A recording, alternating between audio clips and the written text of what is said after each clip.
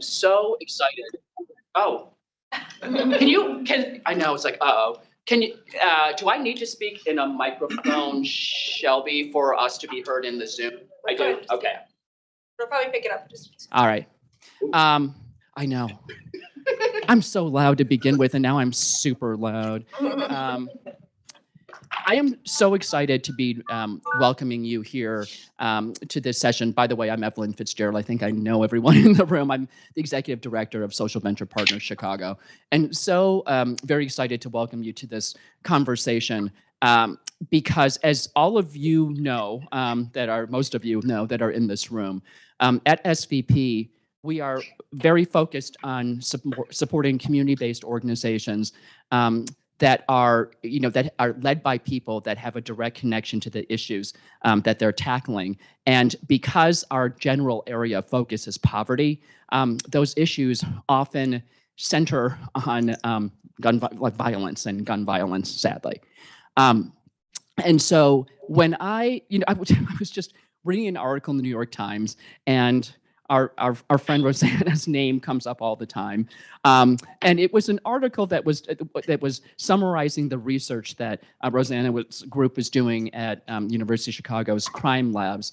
And it was what really struck me was kind of evidence of what we have learned through our nonprofit leaders. That there was a map in particular that I'm picturing that laid out the most impoverished neighborhoods in Chicago, and then there was a map right next to it that showed those where most gun violence happens in Chicago. And not surprising probably to most people in this room, there was like just a bizarre amount of correlation for someone that doesn't kind of follow this daily, but just a shocking reminder to us that the work that we're doing in poverty is so intertwined with interventions having to do with violence. So this is a super important conversation for us to be a part of. It's that start. And so, let's continue those conversations. I have the great pleasure of introducing Rosanna Ander, who is the co-founder and helped launch both University of Chicago's crime lab and their education lab. And through that work, Rosanna is focused on kind of gun violence, justice issues, and obviously education outcomes in a way that is data-driven and is meant to influence civic policy here in Chicago, but beyond. And that's what I love about the work that they do. Rosanna is going to be moderating. We're so lucky to have her moderate a panel of nonprofit leaders and civic. Well, I know you're not here wearing your official hat, but Jermaine has a lot of experience that's useful to this conversation. And so what we'd like to do is just kind of kick off, and I know Rosanna intends for this to be a discussion, so kick off a conversation with our panelists, but there is time at the end that we have reserved for Q&A. And then beyond that, please do stay with us as we do have a little bit of time that we can just connect together. So with that said, I'm going to turn the floor over to you, Rosanna. Thank you so much for joining us. Great. Oh, my pleasure. Thank you, and thank you for the work that you all do. Really honored to get this invitation and to be able to share the stage with such incredible friends and partners doing amazing work. I have the easy job of looking at the data and trying to sort of talk about the impact, but they're the ones actually having the impact. So if you'll indulge me, and I'm going to introduce them in just a minute, but I want to start by just sort of providing a little bit of background information so that we're sort of starting with a common set of facts and understanding before we delve into some of the specifics here. So I'm going to try to work the technology. Let's see. Is that not okay? All right. So I do want to sort of really illustrate a point that I think often gets lost. When you read about crime in the United States or crime in Chicago, you might have the perception that we have a massive crime wave happening. Crime is everywhere. A lot of crimes have actually decreased very dramatically over the last couple of years. We have a particular challenge, and that is a gun violence challenge. And so this is a chart looking at the United States compared to other sort of high income countries. And what you see is the blue part of the chart there is the non-gun portion of the homicide rate. The yellow part is the part of the homicide rate in each of those countries driven by guns. So we are such an outlier when you look at gun involvement in our violence. So we are not a more violent country. We are a far more lethal country, and guns really drive that. So I just think that that's an important point to not lose sight of. Another thing that I think is really important that is both a source of optimism, but I think also sobering for those of us in Chicago is Chicago, New York, and Los Angeles, the three largest cities in this country, going back to 1890, have had almost identical homicide rates. We're radically different cities, but our homicide rates have been almost identical with two exceptions. One is during Al Capone era, prohibition, and the other is right now. But I think the sort of challenge for Chicago is, despite being different cities, we really should be aspiring to have a homicide rate comparable at the very least to LA and New York. And if you talk to people in LA and New York, they would tell you their homicide rates are way too high. So we can do better, and we need to do better. And I think just saying Chicago's different should not be an excuse for us to not aspire to have rates similar to those cities. The other thing I think it's important to recognize, and I think the media does not always do a great job with this, is confusing rates and numbers. We do have the largest number of homicides in the United States. We're the third biggest city. We do not, by a long shot, have the highest homicide rate. That's because if you're adjusting it per capita, which is what you should do, we're sort of in the middle of the pack. And I think one reason that should sort of give us some optimism is if we can make progress here in Chicago and really identify what's working, it has the potential to benefit so many other cities that are struggling with even more significant challenges with gun violence and homicides. I also want to sort of underscore the urgency for our home city. This is looking at the homicide rate by race ethnicity. You could do the same thing by geography. We are such a segregated city. And what is, I think, a lot of coverage over the gun violence problem recently, people are saying, well, it's not as bad as it was in the 1990s, with the sort of peak of homicides and shootings in the country and in Chicago. That's only true for white and Latino neighborhoods. That is not true for Black neighborhoods in Chicago. The safety gap has actually widened dramatically. And so if you are living in a majority Black neighborhood, you are far less safe today than you were in 1992. And so when people talk about equity, I think this is the equity issue of our time, that we need to be allocating resources based on equity, based on need. And I think we could all, I mean, to your point, Evelyn, you can look at the neighborhoods where this is happening and see the huge disparities. So, I think we talk about, and I'm going to really we're going to talk to Lieutenant Harris a little bit about this, but sort of the main lever that we have used to address the gun violence problem is our criminal justice system.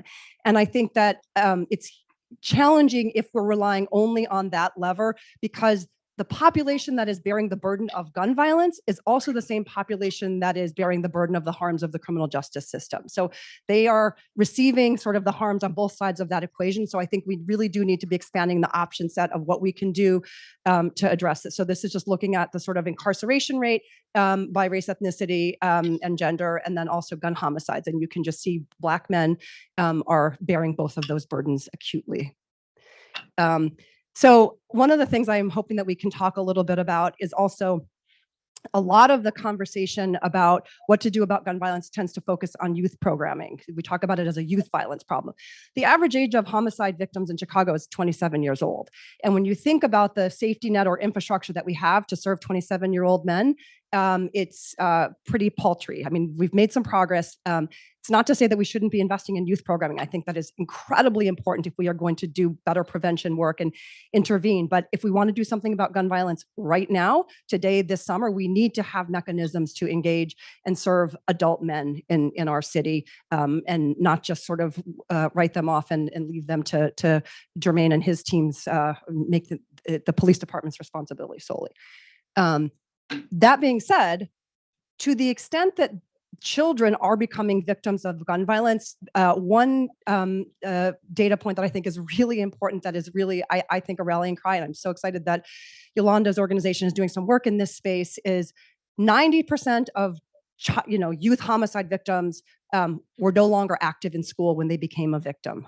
And so when you think about the $8 billion public school system that has about 5,000 kids a year that are not graduating, that are not getting that high school diploma, cumulatively, we have about 25,000 to 30,000 school-age children in our city that do not have a high school diploma. And those are the young people at incredibly high risk. And right now, we don't have systems that are prioritizing how do we re-engage them in education? How do we mitigate the risks that they're facing for all kinds of adverse life outcomes?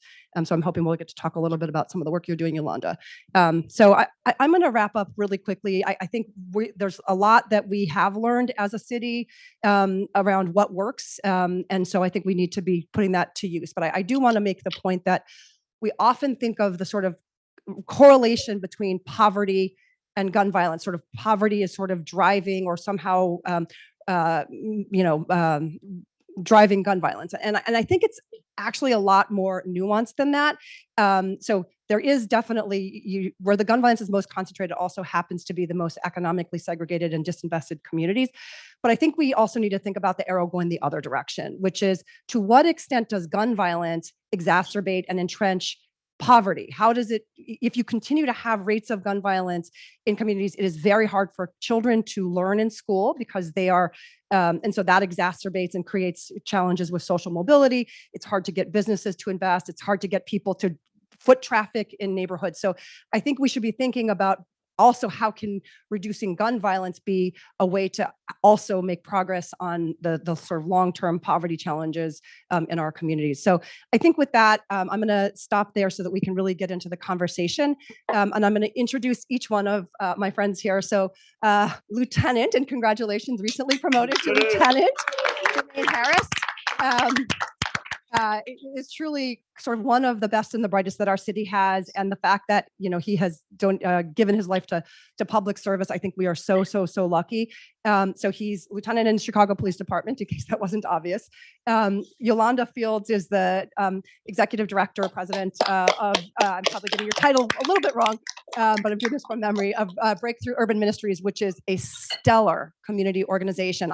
They have been on my radar for a very long time. And I think that there are lots of great community-based organizations that do good work, but the way that Breakthrough has sort of absolutely committed, they live in the neighborhood, they really try to meet all of the needs in the community, and they offer a wide range of services, and just their commitment and relentlessness. I will say that not all nonprofits that we've worked with have the sort of degree of integrity and commitment that Breakthrough does. And then my new friend, Pastor James, James Coleman. We found out that we have some connections back in Portland, Oregon, where he's spent some time. But anyway, he's at Westside Health Authority, and they are also one of my favorite nonprofits. They've been doing incredible work. I first got to know them through their reentry work, but they offer so many other services and supports. And when we talk about truly community-based organizations, both Breakthrough and Westside are such great examples of organizations that are doing work on the ground, but doing work in ways that are really changing lives. So I'm going to ask the first question to Yolanda, if that's okay. So I'd love for you to sort of offer some lessons from your work over the last few years. I know one of the programs that you guys have been delivering is through Communities Partnering for Peace. So maybe you can say what that program is and sort of what are the lessons that you've learned as an organization. And this was part of an effort to really build out some of that infrastructure that I said that was lacking to serve the adult men that are kind of caught in that super serious cycle of gun violence justice system contact. So I'd love to hear you talk about what are the lessons from doing that work over the last couple of years. Yeah. So Communities Partnering for Peace is a collaboration of organizations that really have dedicated ourselves to reducing gun violence. I would say the number one lesson that I've learned is that collaborations take work and you have to be committed to the work. The other thing is we often talk about our individual opportunities to impact our cities, our industries. Collaborations create collective impact. And so what we have been able to do together is far more than any individual organization could have done. And so one of the things that I would point to is creating standardization and protocols and processes that we could all adhere to in 22 different neighborhoods. We could have never done. Yeah, I know it's hard for us as EDs to just find time to connect. And so the idea that there's a collaboration that worked to outline the things that we were prioritizing as EDs and then move that work forward. The other thing I think with collective impact is this idea that we know that advocacy is necessary and we're not able to advocate. And so having a collaboration where there is an outside entity that can hear your concerns and sort of drive the advocacy efforts is one of the things. And then lastly, I would say just the opportunity to learn from one another. When we have collaborations that work, they are authentic and transparent. And so when we fall down, we don't fall down alone. We help each other up. We learn from that. And so the mistakes that may have been made by another organization, I can try and avoid. That's great. And I think if you Google Communities Partnering for Peace, you can find out more information, but it really is an incredible and very ambitious effort to build out some of that infrastructure that's needed in our city. So James, I know you talked about when we did the prep call, some of the work that you guys are doing with families in particular. And I'd love for you to sort of connect the dots. So about 90% of shootings and homicides in Chicago occur outdoor in public spaces. How does the work that you're doing kind of in homes with families connect to addressing that the public violence that our communities are facing? Sure. First of all, I want to thank Chicago Venture Partners for hosting this important discussion. It's been something, gun violence, ever since moving to Chicago in 2004, has really plagued my soul, to where that every weekend we could talk about 54, 74 people shot, right? And it go on and on and on and on for years, to the point where it almost appears some people have been desensitized. Mm-hmm. And that's just a normal way of life in Chicago, right? Somebody getting shot. And so thank you for hosting this discussion. We need to have many more of these. And I also wanted, before I get to that, commend the sergeant, or excuse me, the lieutenant, and congratulate him. He is just a phenomenal man. We've worked a lot in the Austin community with the Austin response team. And I see one of our members, Pastor Mack, here also as well, you know, making relationships and partnerships to reduce gun violence and address many other issues around gun violence. See, we're talking about gun violence, but that's just an aspect of dysfunction as a culture, right? There are so many different social ills that create these thoughts to where I can just pick up a gun and murder somebody. You know, a lot of the discussion has been around, you know, too many guns. Yeah, there are too many guns, right? There's a lot of legal guns, right? But the reality is somebody got to pick up that gun and pull that trigger, right? So the work that we have been engaged in through our Good Neighbor campaign is in-home wellness visits, right? So what is wellness? We're not just talking about physical wellness. We're talking about environmental wellness, right? So we have the opportunity to go door to door, you know, to talk to families, to assess what's going on in the community. I mean, in that particular home. And I'll just say, even in one situation where a child was murdered by a stray bullet in that home, I believe Amari, you know her, she was a part of our basketball team there at the Westside Health Authority. You know, she got murdered by a bullet intended for her brother, right? But because of that relationship that we had going door to door and meeting people, we could de-escalate, you know, retaliation.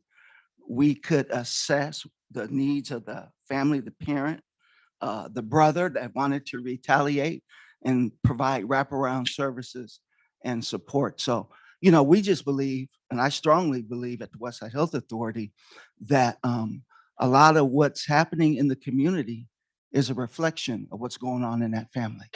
So Great. And I need to make clear, Lieutenant Harris is speaking for himself. He cannot speak on behalf of the police department. That being said, he is an expert on policing. And so with that caveat, I'd love for you to sort of give your perspective on what is the role of a police department in addressing gun violence? I think to understand, like, first we start off with recognizing what is public safety, how does criminal justice work in that space. And so as I talk and work with community partners, is really to recognize these four distinct essential pillars that go into public safety, right? And so we recognize the role that police play in one of those pillars being in crime suppression, right? You see that's the traffic stops, those are the arrests, those are the different missions, whatever it may be, to essentially affect the crime that is happening. Because as we recognize and understand that while it takes time to support and prevent, there still are people dying. That still must be action taken, right? And that element of crime suppression really becomes, in a lot of cases, as we start to hear so much of the rhetoric, becomes our essential go-to space. Is we need longer sentences, we need to keep people, we need harsher, like all of these things we start to think about is, does it really serve communities truly, right? So we understand that pillar of crime suppression. We also understand there's a pillar in investigations, right? In those cases where this system fails and someone is killed, someone is murdered, someone is harmed, right? There needs to be that process of investigations in which we see justice. And what you recognize in a lot of the retaliations and the gang issues is that the legitimacy and being able to hold someone accountable for a crime, when there's no trust in that, you see retaliations. You see the back and forth, the tit for tat violence, right? So we recognize those two pillars that fall in police and that fall in investigations, whether it be the state's attorney's office, whether it be detectives. But then there's a really essential key part in the other two pillars that we often don't invest as we should, specifically in prevention, right? Reverend Coleman talked about this idea that there needs to be supports in place that prevent that person from ever picking up that gun in the first place. Because if we don't stop that, we will have an endless supply of arrests that need to be made, of guns that need to be recovered, and cases that need to be tried. So that work around prevention is essential. And then there's a space of intervention. You talked about that group that is most at risk. We talked about the intervention work that goes into what happens when the prevention doesn't work. We have someone who's involved in a gang. There's still an opportunity to intervene, to interfere in that path, in that trajectory, to keep them, right, from falling into those other two pillars. And that's important work when we talk about this concept of public safety and how community partners and how police work together. I think is in any problem we bring up, and anything we talk about, whether it's carjackings, whether it's guns, to understand each of those pillars must all be bolstered, must all be supported. It's like a table. There's four legs on it. You take one off and one is too short, that thing is going to tip over.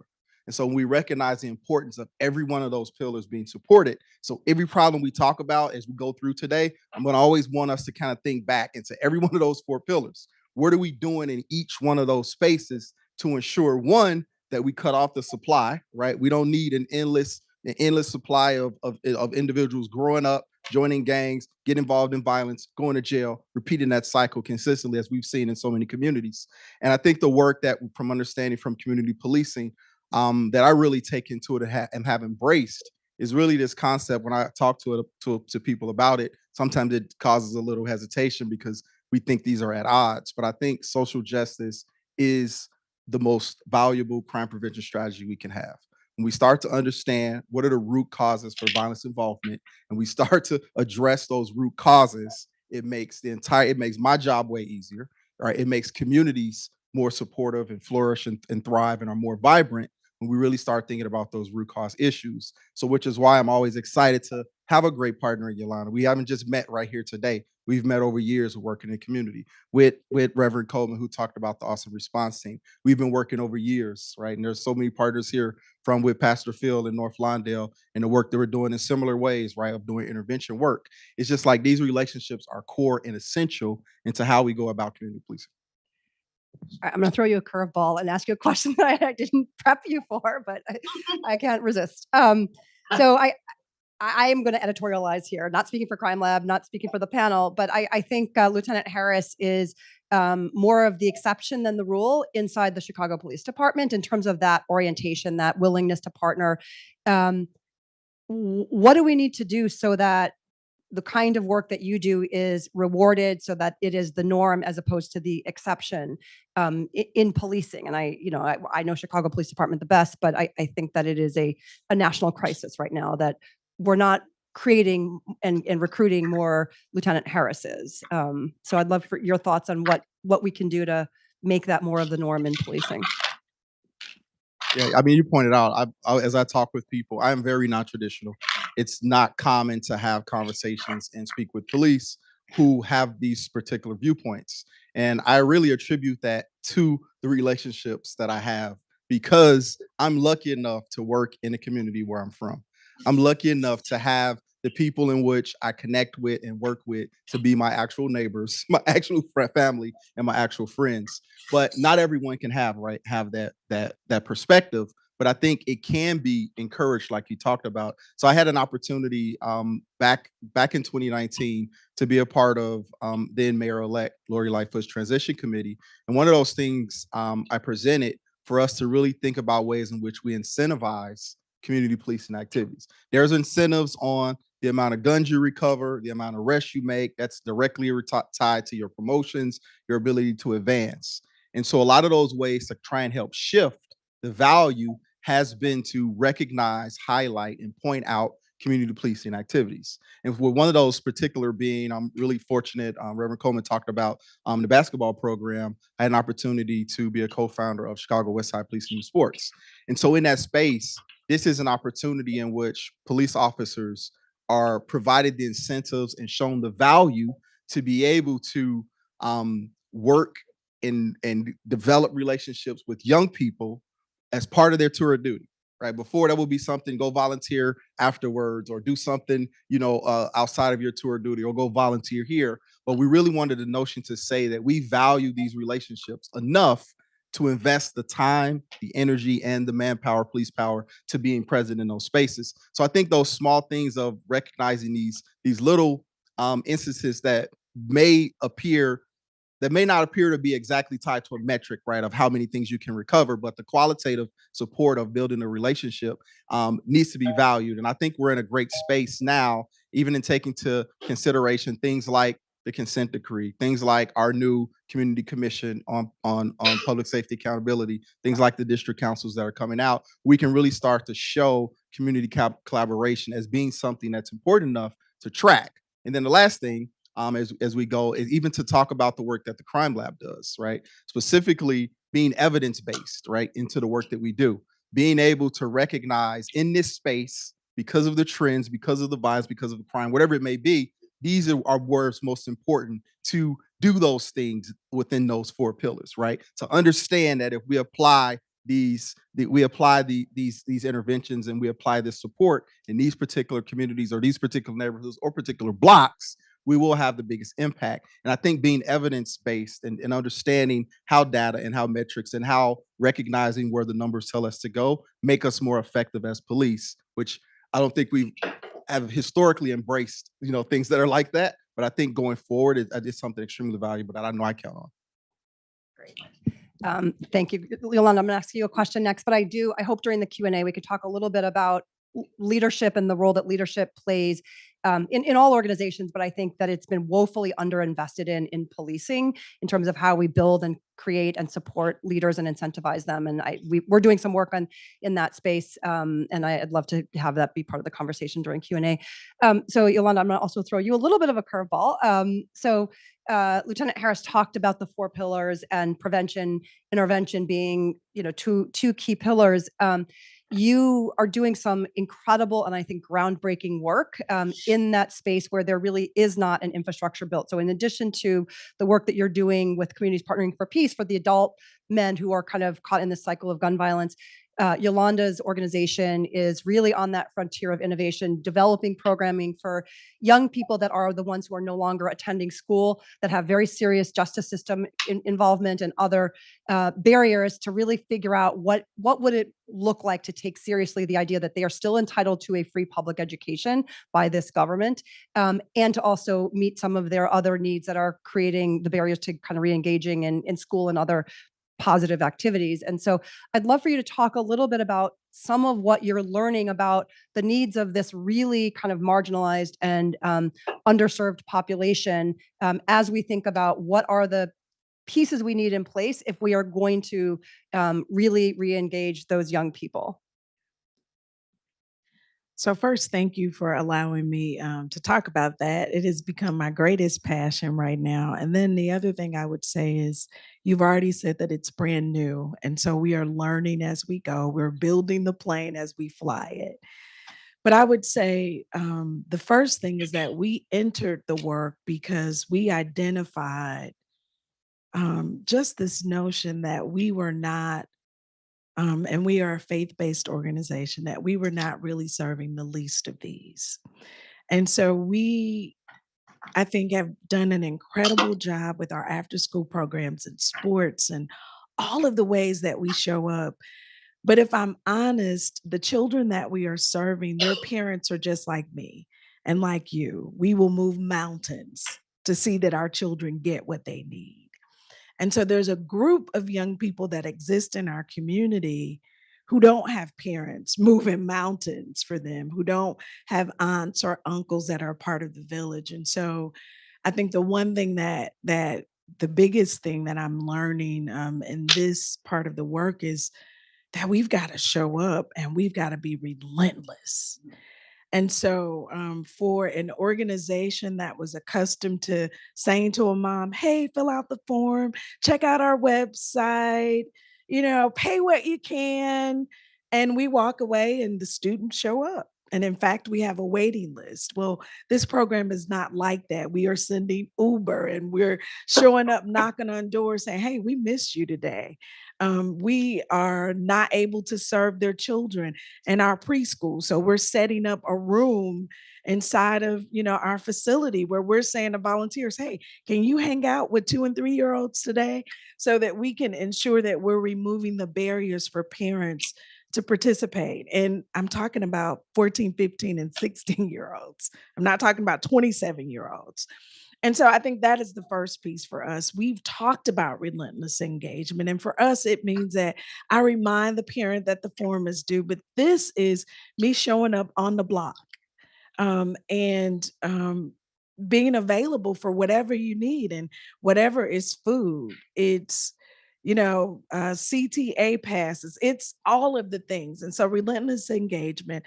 And then I think the second piece is just being flexible. We say all the time as organization, we do that, oh, we are a learning organization and we know how to pivot. Like now we know how to pivot. And so we had created, a program that we really thought would serve them well. And now we're saying, wow, what we need to have happen is not, exactly what they need. And so how do we pivot and ensure that the components of the program are really meeting real needs? That's great. I'm so excited about the work that you're doing and just your leadership in that space. So James, and I'm sorry, I really gave short shrift to your bios because I just, you have an incredible personal story around, how you came to this work. I'd love for you to tell a little bit of that so people can get to know you better, but also help us understand in Chicago, what are the gaps in sort of the reentry pathway as people leave facilities and come back to communities, since that is a part of the work that you're doing. I'd love for you to talk about where the gaps are. Well, thank you for this opportunity again to share this testimony. I began my journey, actually inside of a prison cell in 1995. And that's where I committed my life to Christ, when I recognized I needed help. I grew up, and I was going to talk about this statistic. I grew up as a fatherless child. My daddy died when my mama was pregnant with me. And, when you look at the prison system today, adult males, about 90% of adult males were fatherless children. And so that kind of has driven my passion to the home because I recognized, where the struggles were in my journey, when I didn't receive the positive affirmation, from a dad and, being a teen kids and my mom had to work a minimum wage job, back in the 60s and 70s, and if you can imagine a black woman trying to raise, 10 kids and, with very little education. So I was left to fend for myself, right? And I'm not blaming nobody. I understand today that I was accountable for my actions back then, even though I did not have these systems of direction and support, right, in my life. We're still accountable for our actions, right? You cannot overcome what you first don't identify. What's the problem, right? And so, when the light came on, so to speak, and I call that light Christ, you know, he gave me the understanding, that I was rebelling in society because I thought that there was really nobody there for me. Everybody needs somebody. And so, even today, as adults, sometimes we justify, our behaviors because of whatever's going on. No, I can do this. I can pick up this drink. And I recognized that back then I had an alcohol problem, drinking problem. As a trained chef, right, oversaw large restaurants. Because of my addiction, I wound up homeless.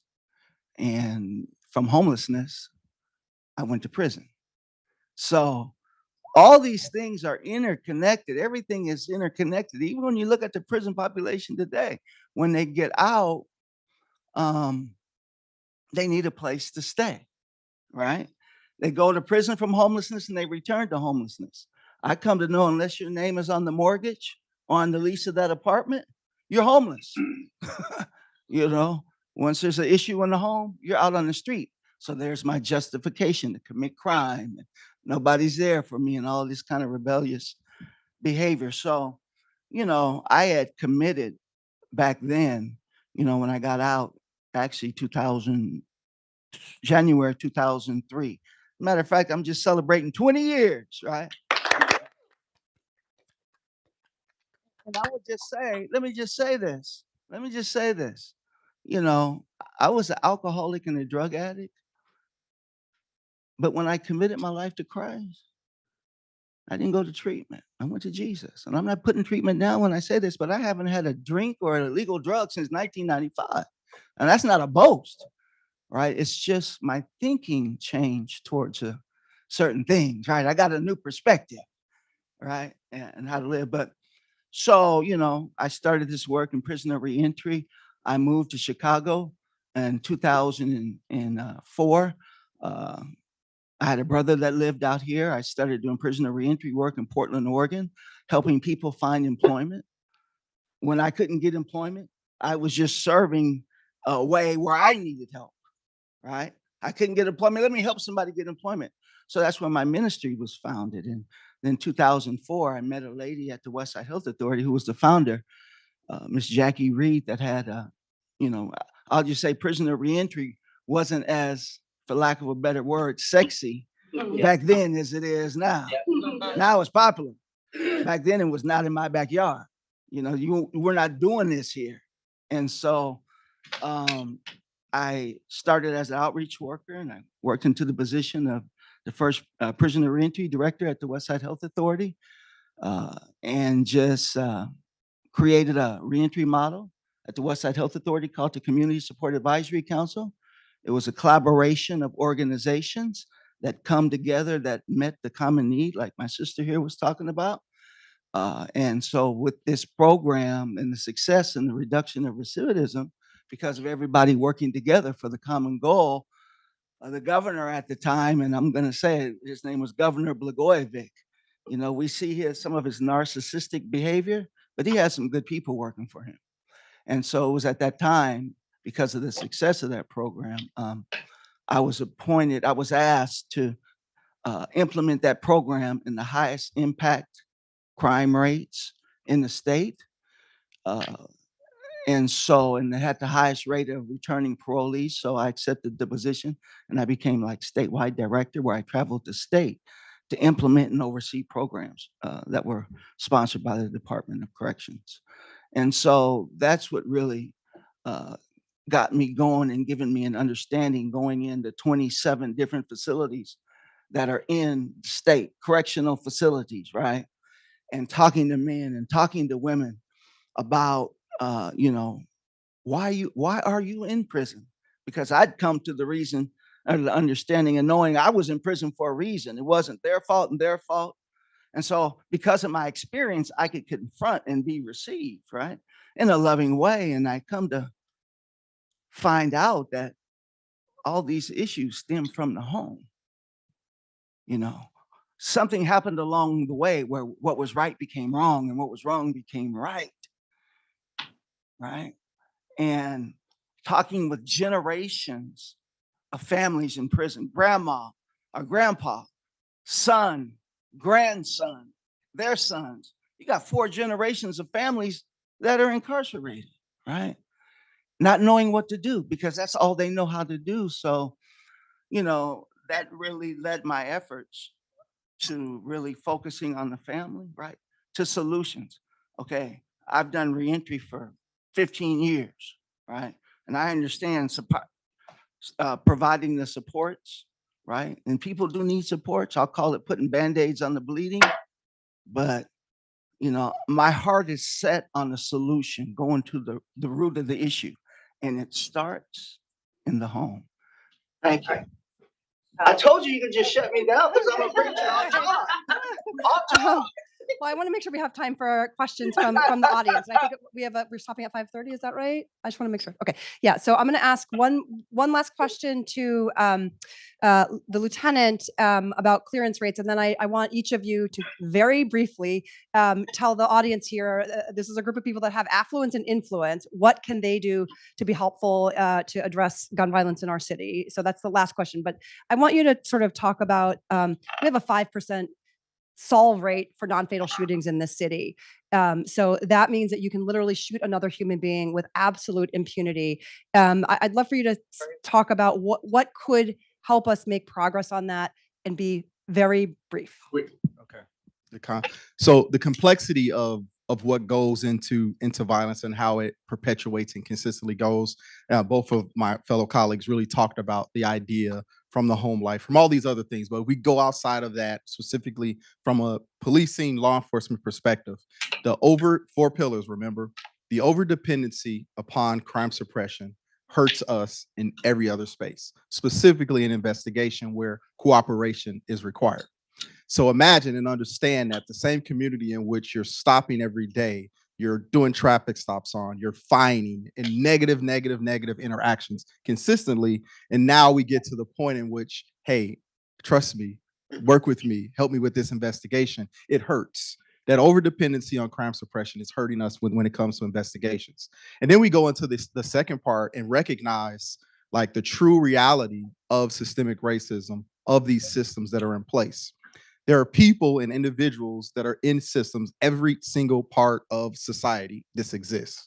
This is not a police issue. You can recognize it in banking, in healthcare. I can talk to a person of color and I can bring out disparities in every single sector.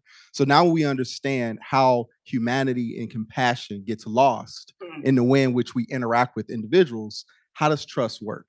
Trust is 2 ways. I'm telling you, trust me, but I don't trust you. And I'm looking at you and I don't respect you and I have bias, it ain't gonna work, right? So we really start to understand from a level of first being humanity and compassion must be first. And currently within our systems, it is not. And the other part is this overdependency on crime suppression is hurting us when it comes to relationship building. Okay, that's great. So why don't you each just suggestions for things that folks with influence and affluence can do to help address gun violence in our city. So I'm gonna give it to Yolanda first.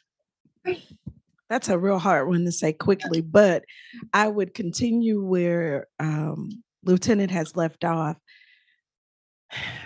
When I am speaking to people in our community about violence, what I say to them is that these are our sons, they're our daughters. They live in our basements, they sleep on our sofas. And so the idea that the victim and the perpetrator are such a fine line. And so I would really encourage you to interrogate the thoughts and feelings you have about who is committing crime and why they are doing it. They're our babies. They're our sons.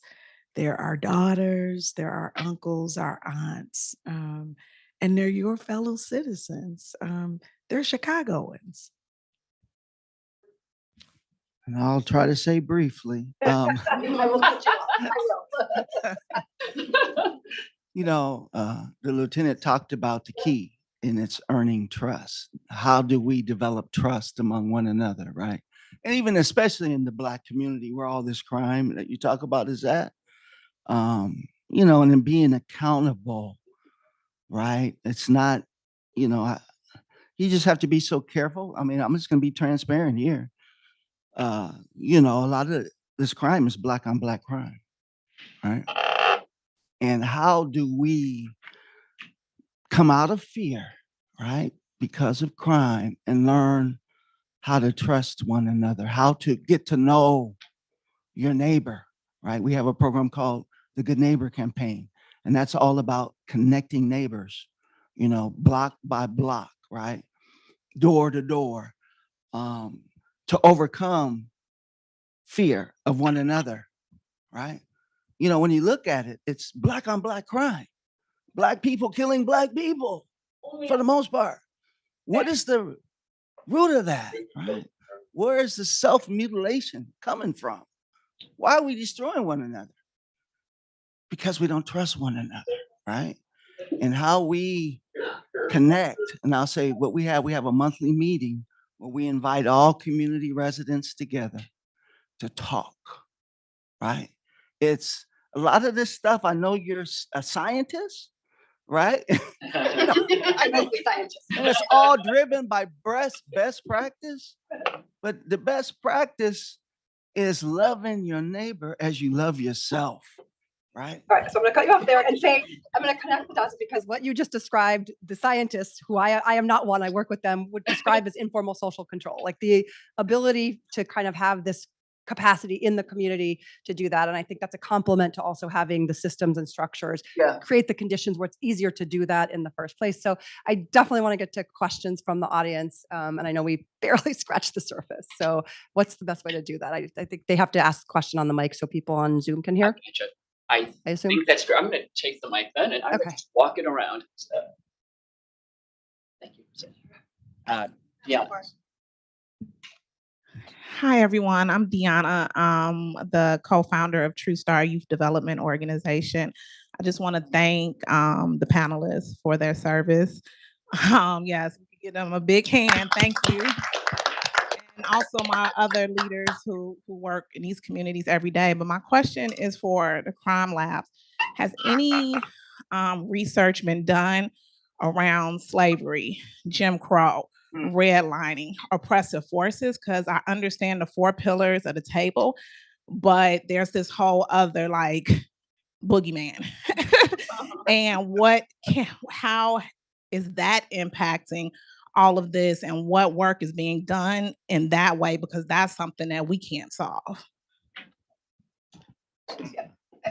So I think it's, and Jermaine touched on this, or Lieutenant Harris touched on this, which is, if you look at what's happening today in communities, it obviously has a long history that goes back to, frankly, the original sin of this country. So I think there's no question that there's a connection between what's happening right now and the entire history. I think the question then for all of us who care deeply about what's happening in neighborhoods is, what do we do right now as a result of that? And that's where I think it's important to connect the dots between the work, sort of acknowledging that history and the role that it plays in the current conditions and circumstances that we see, and what then do we want our systems to do? So, government's responsibility and obligation is to provide safety and justice to communities. And I think you can't look at neighborhoods on the south and west sides of Chicago or in cities around the country and say that government's doing an A+ job.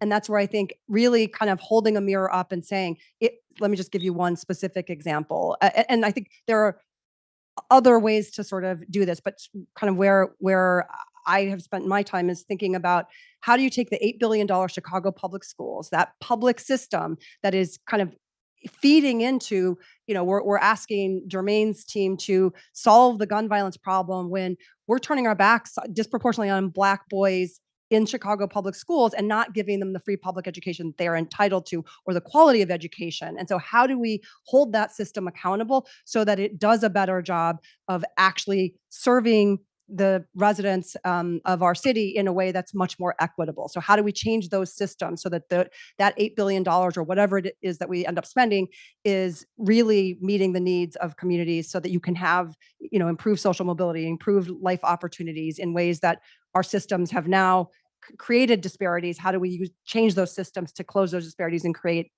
those opportunities? So I think the question that you ask is the right one, that like, what are those, what's the connection back to that original sin and all of the sort of manifestations of it, redlining and everything else? Sort of one is acknowledging that that is a reality. And then two is what do we do about it? And so part of the reason we are very intentional about absolutely working with nonprofits. Nonprofits are in many times most proximate to the communities that are bearing these harms and doing the most innovative work. But ultimately, we need the public sector, those systems to change. And the people. It's like, look at philanthropy. It's like they benefited from slavery and now we're going to them begging for the money to solve the problem. Yeah, don't get me started on philanthropy. I got kicked out of philanthropy. I mean, it's not just I got kicked out.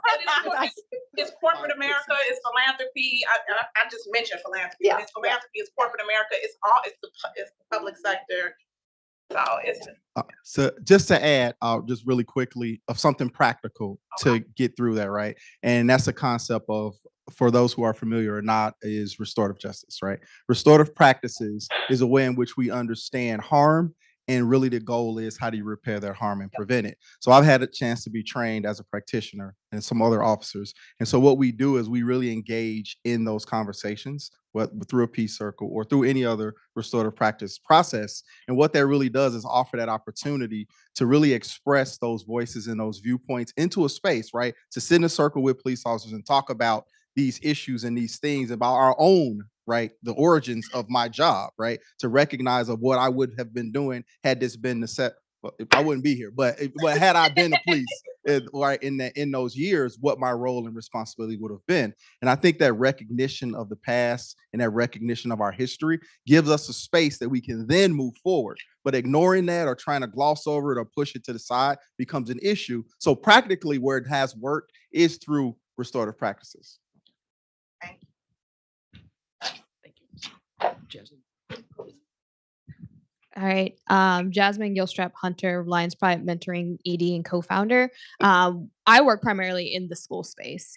And so I think one thing that I'm always thinking about is we are in an interesting space where we're a nonprofit organization. We're outside of the schools, but we partner very heavily with our school partners. And so I'm thinking about what are best practices and ideas and suggestions for us, kind of act like an intermediary for some of these resources to be able to make sure that families are benefiting from it. Like maybe it's not the students that we serve, but maybe it's their siblings, maybe it's their parents that could benefit from some of these other community-based programs that you all offer. Because I think that's what we as an organization try to do is we know we can't solve this problem because we work in that preventative space, right? We work with the high school students, but we also acknowledge that they have older siblings. They have parents, and we want to make sure that we're able to provide connections or make those introductions so that they can get those resources that we can provide.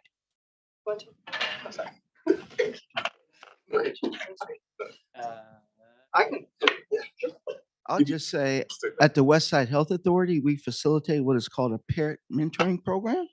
So we are in 8 schools on the west side of Chicago. And as a matter of fact, tomorrow morning, I've invited the mentoring staff into our space to come to know more about the services holistically that we provide at the West Side Health Authority. So, it's just the connection with some of these organizations, and I would certainly love to exchange information with you after the meeting. So I think it's been helpful for us in the schools that we have robust partnerships with is to make sure that our teams are well resourced and what other resources are available, and helping to equip parents with what CPS is responsible for, helping them to advocate for the things that CPS is responsible for, and then holding those administrators to the fire.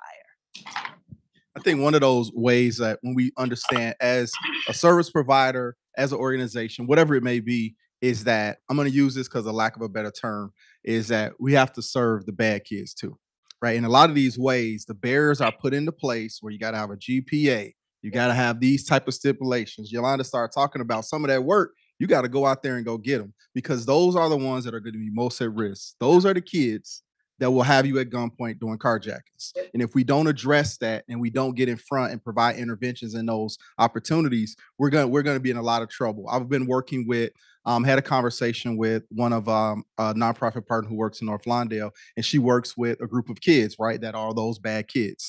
And she's struggling to find mentors who are willing to work with them because most of the mentoring programs, most of the groups don't want to work with that particular population because it's too hard.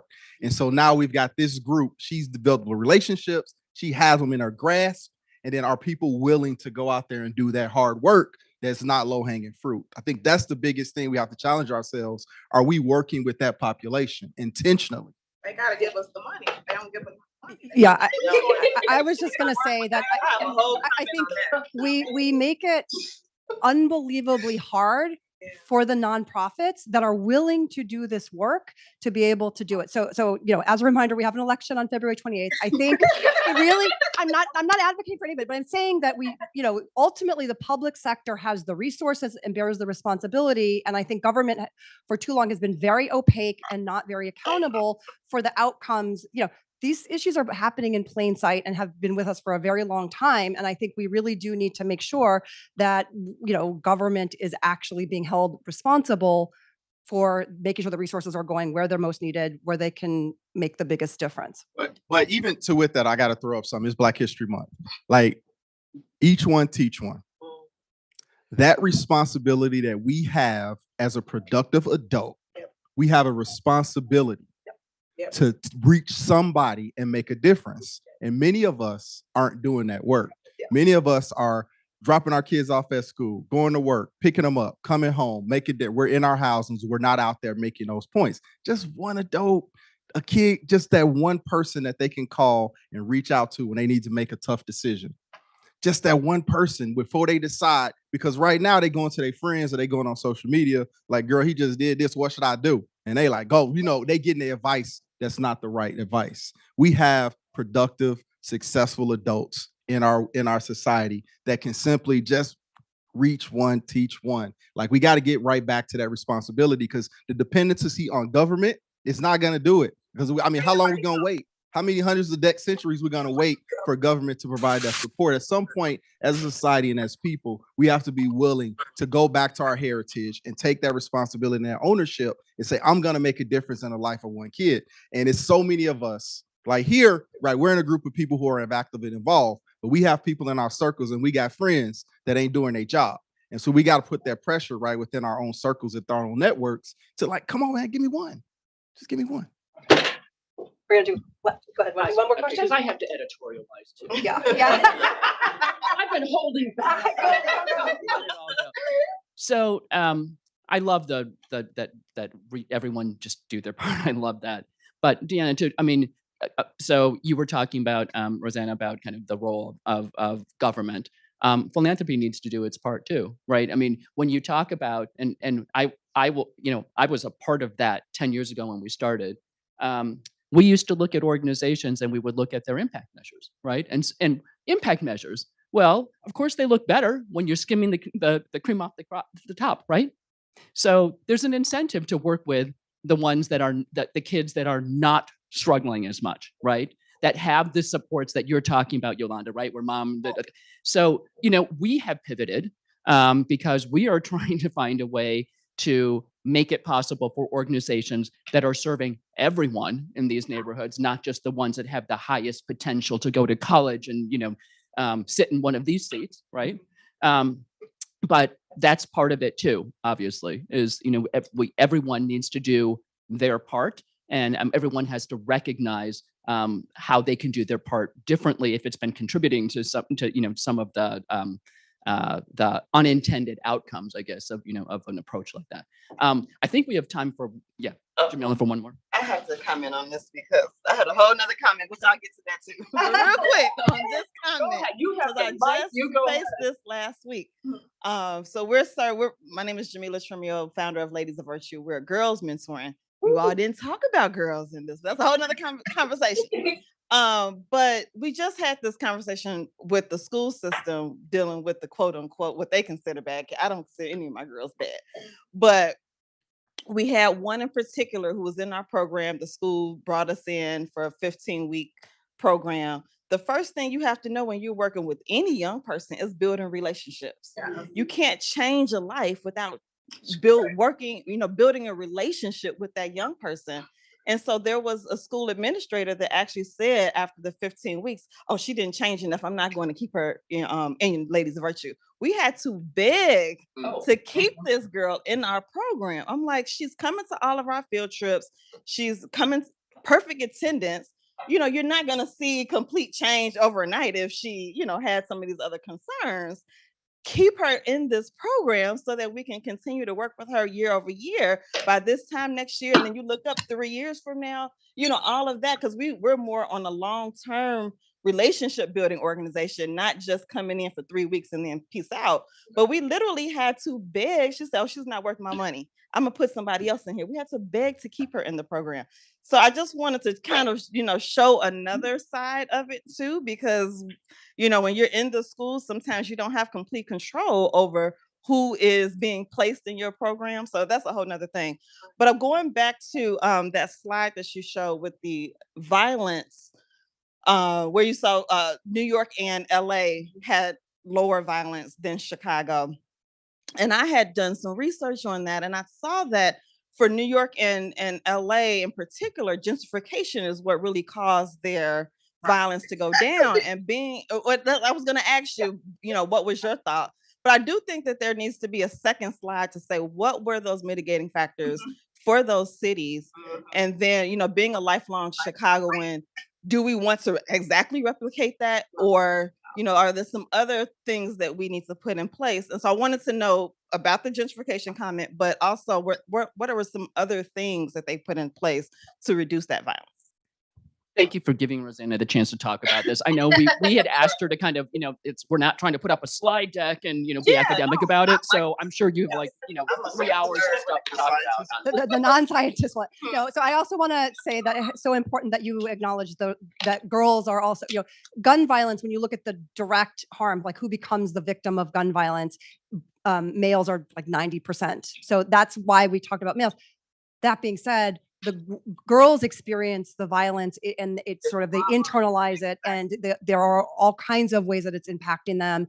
And I also think that girls are incredibly important in terms of, they're raising boys, and, really investing in their human capital is so important. So that we definitely should have spent some time talking about girls. So thank you for making that point.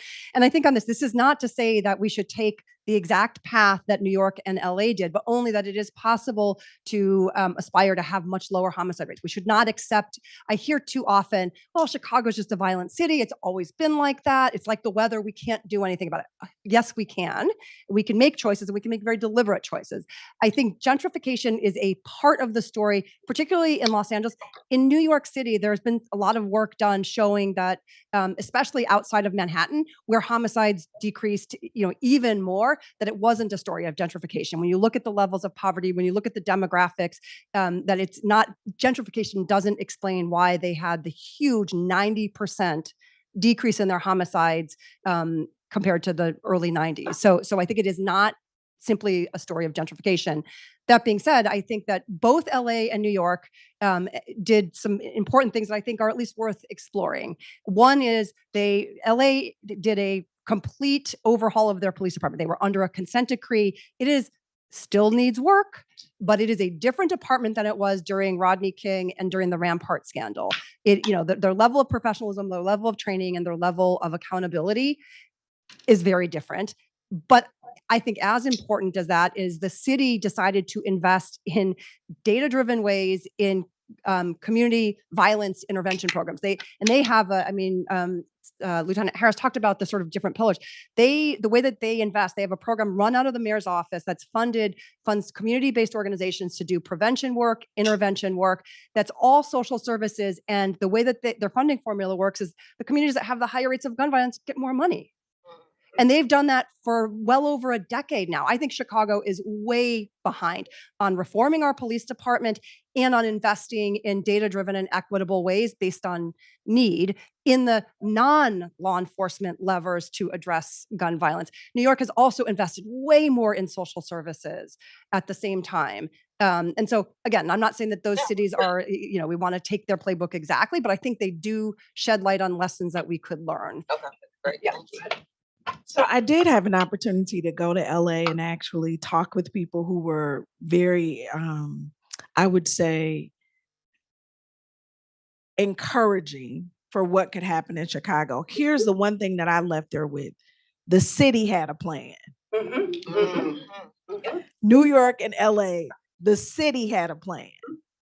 There's an election on February 28th. I'm just going to remind you.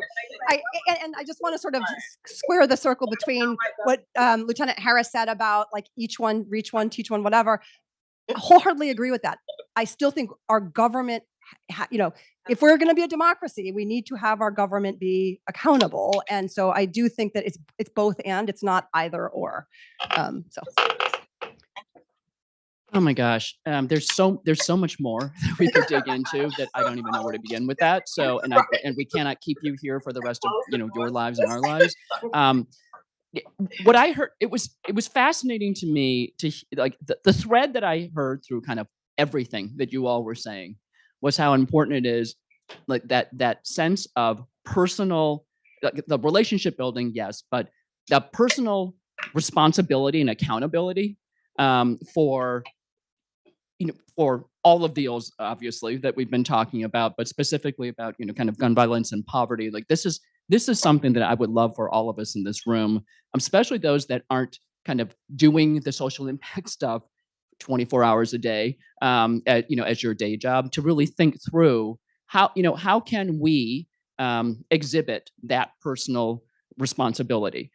It could show up in any number of ways. I mean, I heard you wanted to say, like, if you needed volunteers to watch the 2 and 3-year-olds while the young people that you were serving, the girls, with their relentless, that relentless engagement with the girls, right? Because they are girls. At 14, so they're girls, the young girls. From ranging from that to, of course, I say this when John's already stepped out of the room. Our partner John Buck, who offered us this space in order to have this conversation, right? It's like we have our partners, we have corporate partners here with us that some of you have worked with that are offering their behind the scenes help to support our nonprofit leaders to build their organizations. I mean, there are things that we can do. Vote, I've heard that many, many times. Vote in a way that reflects, kind of what you believe, and some of these interventions that you're hearing about that we've been talking about today. There's so many things that we could all do as individuals and as part of SVP, as a part of the organizations that you're working with, that think broadly about what those ways are. Reverend, I heard you talk about kind of reentry, right? That we know that one of the biggest barriers that people face when they come out of the criminal justice system is they can't get a job. So for those of you that are involved in that work for corporations, that currently do not hire people that have been justice involved, please, advocate for some version of that works for your corporation. So there are all these different ways that we can think about really being more strategic in our version, the SVP version of philanthropy. All right, I'm going to get off my soapbox. I would encourage everyone we have this beautiful space until 6 p.m. If any of you can stay, we'd love to have you do that. And for everyone else, thank you so much for coming, including us. It's wonderful to see so many of our nonprofit leaders in the room as well. Thank you for all that you're doing. One last thing. I do want to sort of double down on something that Yolanda said, which is this really can change. Like it does not, these are choices that are being made and it can change. And I just want people to not feel pessimistic about the challenges, but optimistic about it can change and it can change quickly. So we cannot think of this as someone else's problem, though. It's what you said. It really is about each one of us doing what we can, right? Because if we do that together, how could this not change? How could this not change? So that's where we stand on it, at least. But thank you so much for your time, for the learning.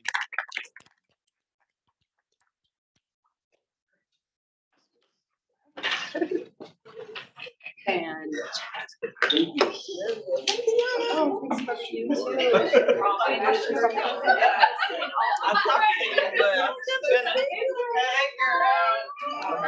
Great, thank you for the invite. Thank you, girl. Next month. Ready. yes, Sierra.